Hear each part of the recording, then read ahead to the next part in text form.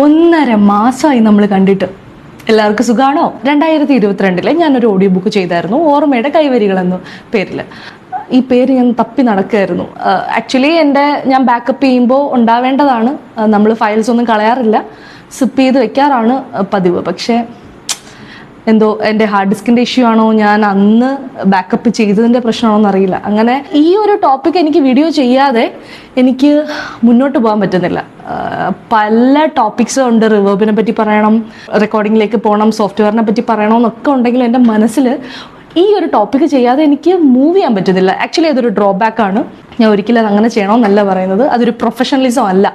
അടുത്തൊരു സ്റ്റെപ്പ് വെക്കാൻ എന്നെ സമ്മതിക്കുന്നില്ല ഈ ഒരു തോട്ട്, ഈ ഒരു വീഡിയോ ഇങ്ങനെ തന്നെ ചെയ്യണം എന്നുള്ളത് കൊണ്ട്.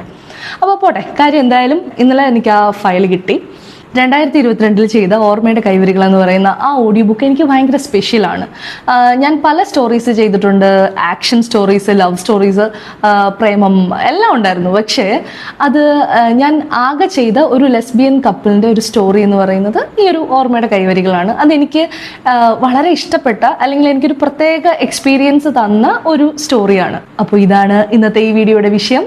എല്ലാവർക്കും സൗണ്ട് ഗേൾ ആനി എന്ന എൻ്റെ യൂട്യൂബ് ചാനലിലേക്ക് സ്വാഗതം.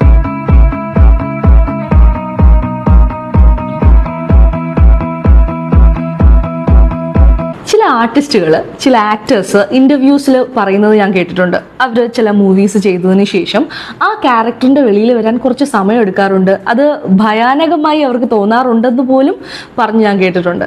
അതുപോലെ ഒരു ചെറിയ എക്സ്പീരിയൻസ് ആണ് എനിക്ക് ഈ ഓഡിയോ ബുക്ക് റെക്കോർഡിങ്ങിന് ശേഷം എനിക്ക് തോന്നിയിട്ടുള്ളത്. ഇത് പേടിപ്പെടുത്തുന്ന സംഭവമൊന്നും അല്ലെങ്കിൽ കൂടിയും എൻ്റെ ക്യാരക്ടർ മാറ്റുന്ന ഒരു കാര്യങ്ങളും അല്ല. എനിക്കൊരു പ്രത്യേകതരം എക്സ്പീരിയൻസ് ഈ ഒരു റെക്കോർഡിങ്ങിന് ശേഷം ഉണ്ടായിട്ടുണ്ട്. ഓർമ്മയുടെ കൈവരികൾ എന്ന് പറയുന്ന ഈ ഒരു സ്റ്റോറി ശ്യാമ മീര എന്ന് പറയുന്ന 2 പെൺകുട്ടികളുടെ സ്റ്റോറിയാണ്. അവർ ഒരുമിച്ച് പഠിച്ചു വളർന്ന കുട്ടികളാണ്. അവരുടെ ചെറുപ്രായത്തിൽ തന്നെ അവർ തമ്മിൽ ഒരു ചെറിയ പ്രണയം തോന്നുകയും അതിൽ ഒരാൾ മറ്റേയാളോടത് പറയുകയും പതിയെ പതിയെ ആ പ്രണയം വളർന്ന് പിന്നെ വീട്ടിലറിഞ്ഞ് വലിയ പ്രശ്നങ്ങളൊക്കെ ആയി. പിന്നീട് അവർ വലുതായി, അതിലൊരാളുടെ കല്യാണം വേറെ കഴിഞ്ഞു പോയി. അങ്ങനെ വർഷങ്ങൾക്ക് ശേഷം അവർ വീണ്ടും കണ്ടുമുട്ടുന്ന ഒരു സ്റ്റോറിയാണ് ഈ ഒരു ഓർമ്മയുടെ കൈവരികൾ. ഓഡിയോ ബുക്കിന്റെ പ്രത്യേകത ഞാൻ നേരത്തെയും പറഞ്ഞിട്ടുണ്ട്. നറേഷനായാലും നായികയായാലും നായകനായാലും വില്ലനായാലും വില്ലത്തി ആയാലും അതിലുള്ള കുട്ടികളാണെങ്കിലും അമ്മൂമ്മ അപ്പൂപ്പനാണെങ്കിലും ഒക്കെ നമ്മൾ തന്നെ ആയിരിക്കും അഭിനയിക്കുന്നത്. അപ്പോൾ നമ്മളുടെ മുഖം കാണുന്നില്ലെന്നേ ഉള്ളൂ, നമ്മൾ ശബ്ദം കൊണ്ട് അഭിനയിക്കുക തന്നെയാണ് ചെയ്യുന്നത്. അപ്പോൾ ഈ ശ്യാമയായും മീരയായും ഞാൻ തന്നെയാണല്ലോ അഭിനയിക്കുന്നത്. ശ്യാമയാണ് ആദ്യമേ ഈ പ്രണയം മീരയോട് പറയുന്നത്.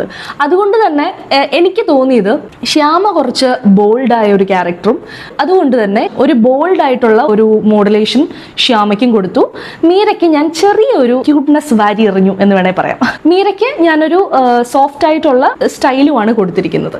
ഓഡിയോ ബുക്സിൽ ഈ 30-40 എപ്പിസോഡുകൾ നമ്മൾ തന്നെ ആയിരിക്കുമല്ലോ ചെയ്യുന്നത്. അപ്പോൾ മിമിക്രി പോലെ ചെയ്യുന്ന ആർട്ടിസ്റ്റുകൾ ഉണ്ടായിരിക്കാം. ഓഡിയോ ബുക്കിന് അത് നല്ലതുമാണ്. പക്ഷേ പ്രശ്നം എന്താണെന്ന് പറഞ്ഞാൽ ഒരു 40-50 എപ്പിസോഡുകളൊക്കെ വരുമ്പോൾ നമുക്ക് ആദ്യമേ ചെയ്ത ആ ഒരു സ്റ്റൈല് തന്നെ നമ്മൾ ഈ 50 എപ്പിസോഡൊക്കെ വരുമ്പോൾ നമുക്ക് കൊടുക്കേണ്ടി വരും. 50 എപ്പിസോഡ് വരെ കണ്ടിന്യൂ ചെയ്യാൻ പറ്റുന്ന ഒരു ആർട്ടിസ്റ്റ് ആണെങ്കിൽ മാത്രം അങ്ങനെയൊക്കെ പോയാൽ മതി. ഇല്ലെങ്കിൽ വളരെ നോർമലായിട്ട് തന്നെ നമ്മളുടെ ശബ്ദത്തിൽ ലേശം മോഡുലേഷനും ചെറിയ വോക്കൽ ടോണുകളും, അതായത് നമ്മൾ അറിഞ്ഞുകൊണ്ട് ചില ചേഞ്ചസ് വരുത്തുന്നത് തന്നെ വലിയൊരു കാര്യമാണ്. അപ്പം നമുക്കിതിൻ്റെ ഒരു ചെറിയ പോർഷൻ കേൾക്കാം. അല്പം വൈകിയാലും വന്നില്ലേ ഞാൻ നിന്റെ അടുത്ത്? ഇനി ഞാൻ ഒരിക്കലും നിന്നെ വിട്ടു പോവില്ല. ശ്യാമ അപ്പോഴും കരയുകയായിരുന്നുവെന്ന് അവൾക്ക് തോന്നി. അവളുടെ കണ്ണുകളും നിറഞ്ഞൊഴുകി. ശ്യാമയെ കെട്ടിപ്പിടിച്ച് ആശ്വസിപ്പിക്കണമെന്ന് തോന്നി അവൾക്ക്. ഞാൻ നാട്ടിലേക്ക് അങ്ങനെ വരാറില്ല ശ്യാമേ. എനിക്കറിയാം. ഞാൻ ഓരോ വട്ടം ഇവിടെ വരുമ്പോഴും നിന്നെയാണ് തിരഞ്ഞുകൊണ്ടിരുന്നത്.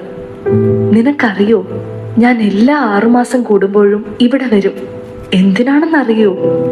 നിന്നെ ഒരു നോക്ക് കാണാൻ. എനിക്ക് ഉറപ്പായിരുന്നു എന്നെങ്കിലും നീ എന്നെ അന്വേഷിച്ചു വരുമെന്ന്. പക്ഷേ അതിന് ഇത്രയും വർഷം എടുത്തുവെന്ന് മാത്രം. നിനക്ക് എങ്ങനെയാ മോളെ എന്നെ അത്ര പെട്ടെന്ന് മറക്കാൻ കഴിഞ്ഞത്? മീരയ്ക്ക് ഉത്തരമുണ്ടായിരുന്നില്ല. കുറ്റബോധം കൊണ്ട് അവളുടെ ശബ്ദം ഇടറിപ്പോയി. എങ്കിലും അവൾ പറഞ്ഞു, നിനക്കറിയില്ല എൻ്റെ ജീവിതത്തിൽ സംഭവിച്ചതൊന്നും. നിനക്കറിയില്ല ഞാൻ നിന്നെ എത്ര സ്നേഹിച്ചിരുന്നുവെന്ന്. കേൾക്കുമ്പോൾ ഇച്ചിരി ക്രിഞ്ചായിട്ടൊക്കെ തോന്നും. പ്രണയം എപ്പോഴും ഭയങ്കരയാണ്, അതാര് തമ്മിലാണെങ്കിലും. ഈ ഭാഗം ഇപ്പോൾ കേൾക്കുമ്പോൾ എനിക്ക് ചിരി വന്നാലും നമ്മൾ ആദ്യത്തെയും രണ്ടാമത്തെ എപ്പിസോഡൊക്കെ റെക്കോർഡ് ചെയ്യുന്ന സമയത്ത് നമ്മൾ ആ സ്റ്റോറിയിലേക്ക് അത്ര അങ്ങോട്ട് കണക്റ്റ് ആവില്ല. പക്ഷേ നമ്മളൊരു പകുതി എപ്പിസോഡൊക്കെ ആകുമ്പോഴേക്കും 15-16 ആകുമ്പോൾ നമ്മൾ ആ സ്റ്റോറിയിലായി. കാരണം ഈ ഓരോ ക്യാരക്ടറും നമ്മൾ തന്നെയായി മാറുന്ന പോലെ നമുക്ക് ഫീൽ ചെയ്യും. അപ്പോൾ ശ്യാമയുടെയും മീരയുടെയും ക്യാരക്ടേഴ്സിൽ എനിക്ക് ശ്യാമയോടൊരു പ്രത്യേക ഒരു ഇഷ്ടം എനിക്ക് തന്നെ തോന്നി. അതായത് എനിക്ക് എന്നോട് ഇഷ്ടം തോന്നുകയാണ്. ഈ ഒരു സ്റ്റോറി റെക്കോർഡിംഗ് ഒക്കെ കഴിഞ്ഞ് എഡിറ്റിങ്ങും ഫൈനലായിട്ട് അയച്ചൊക്കെ കൊടുത്തതിന് ശേഷം ഞാൻ എൻ്റെ ഹസ്ബൻഡിനോട് പറയായിരുന്നു, എനിക്ക് ശ്യാമയോട് ഭയങ്കര ക്രഷ്. അതായത് എനിക്ക് എന്നോട് തന്നെ ഭയങ്കര ക്രഷ്. ശ്യാമയ്ക്ക് കൊടുത്ത മോഡുലേഷൻ എനിക്ക് ഭയങ്കര ഇഷ്ടപ്പെട്ടു. അതായത് കുറച്ച് ബോൾഡായിട്ട്, കുറച്ച് ലേശം ഫ്ലാറ്റ് ആണ്, വലിയ രീതിയിൽ അങ്ങോട്ടോ ഇങ്ങോട്ടോ ഒരു താളം പിടിച്ചുള്ള ഒരു മോഡുലേഷൻ ഒന്നുമില്ല. മനസ്സിലായെന്ന മട്ടിൽ അമ്മൂമ്മ തലയാട്ടി നടന്നു പോയി. നിനക്കിവിടെ എല്ലാവരെയും അറിയാല്ലേ? മീര ചോദിച്ചു. പിന്നെ ഞാൻ ഇവിടെ അല്ലേ ജനിച്ചു വളർന്നേ, എനിക്കിവിടെ എല്ലാവരും പരിചയക്കാരാ. ഇപ്പോ ഒരു പുതിയ ഇവരുടെ കുട്ടിക്കാലാണ് കേട്ടോ, അത്രയൊക്കെ മോഡുലേഷൻ എനിക്ക് വരുള്ളൂ. മഴ ആർത്തലച്ച് പെയ്യുകയാണ്. മീരയുടെ സ്കൂളിലെ ആദ്യത്തെ ദിവസമാണിന്ന്. ഓടുന്ന വേഗത്തിൽ അവളുടെ ഓഡിയോ ബുക്ക് റെക്കോർഡിങ്ങിൽ മിക്കപ്പോഴും ആർട്ടിസ്റ്റുകൾ തന്നെയാണ് ബാക്ക്ഗ്രൗണ്ട് മ്യൂസിക്കും പിന്നെ ചെറിയ സൗണ്ട് എഫക്ട്സുകളും ഒക്കെ ഇട്ട് നമ്മൾ ഫൈനലാക്കി കൊടുക്കുന്നത്. അതുകൊണ്ടാണ് നമ്മൾ ആർട്ടിസ്റ്റുകൾ ബേസിക് ആയിട്ടുള്ള എഡിറ്റിങ്ങും പഠിച്ചിരിക്കണം എന്ന് പറയുന്നത്. ചിലപ്പോൾ പോക്കറ്റ് എഫ് എം പോലുള്ള പ്ലാറ്റ്ഫോമുകളാണെങ്കിൽ ചിലപ്പോൾ സൗണ്ട് എഫക്ട്സുകൾ കൂടുതലായി കുറച്ചുകൂടെ ഡീറ്റെയിൽ ആയിട്ടുള്ള മിക്സ് വേണമെന്ന് അവർ പറയുകയാണെങ്കിൽ ചാർജ് അതുപോലെ നമുക്ക് വേണമെങ്കിൽ പറയാം. നിലവിൽ പോക്കറ്റ് എഫ് എം മലയാളം റെക്കോർഡിങ്ങിന് അത്രയും ചാർജ് കൊടുക്കുന്നോ അത്രയും റേറ്റ് കൊടുക്കുന്നുണ്ടോ എന്ന് എനിക്കറിയില്ല. പിന്നെ കുക്കു എഫ് എം ഉണ്ട്, അതുപോലെ തന്നെ പ്രതിലിപി ഉണ്ട്. ക്ലയന്റിന് അത്രയും ഡീറ്റെയിൽഡ് ആയിട്ടുള്ള സൗണ്ട് എഫക്ട്സും ബാക്ക്ഗ്രൗണ്ട് മ്യൂസിക്കും ഒന്നും വേണ്ട എന്ന് പറഞ്ഞു കഴിഞ്ഞാൽ നമുക്ക് സിമ്പിളായിട്ട് നമ്മുടെ ആർട്ടിസ്റ്റുകൾക്ക് തന്നെ അത് ചെയ്തു കൊടുക്കാവുന്നതാണ്. ഓക്കെ, നിന്നെ ആർക്കാ ഇഷ്ടമാവാണ്ടിരിക്കുക? എന്നിട്ട് ആശ്വസിപ്പിക്കാൻ നിന്നോണം ഒന്ന് ഇറുക്കി കെട്ടിപ്പിടിച്ചു.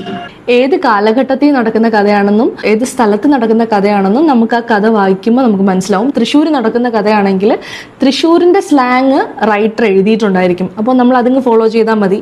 നമ്മളുടെ ഡയലോഗുകൾ ആ സ്ലാങ്ങിൽ തന്നെ ആയിരിക്കും എഴുതിയിരിക്കുന്നത്. അപ്പോൾ നമുക്ക് വലിയ ബുദ്ധിമുട്ട് വരില്ല. അപ്പോൾ എല്ലാവർക്കും ഇന്നത്തെ വീഡിയോ ഇഷ്ടപ്പെട്ടു എന്ന് വിചാരിക്കുന്നു. ഇത് ഞാൻ ഗാന ആപ്പിന് ചെയ്ത മിർച്ചിയുടെ ഒറിജിനൽസ് ആയിരുന്നു. നിങ്ങൾക്ക് ആർക്കെങ്കിലും കേൾക്കണമെങ്കിൽ പോയി കേൾക്കാം കേട്ടോ. പിന്നെ അത് 2022 റെക്കോർഡ് ചെയ്തതാണ്. ഇന്നത്തെ ശബ്ദമായിട്ട് വളരെ മാറ്റമുണ്ട്, ചെറിയ വലിയ വലിയ വ്യത്യാസങ്ങളുണ്ട് റെക്കോർഡിങ്ങിൽ പോലും. നിങ്ങൾക്ക് ആർക്കെങ്കിലും കേൾക്കണമെങ്കിൽ പോയി കേൾക്കാം കേട്ടോ. എല്ലാവർക്കും ഇഷ്ടപ്പെട്ടു എന്ന് വിചാരിക്കുന്നു. Okay, bye bye.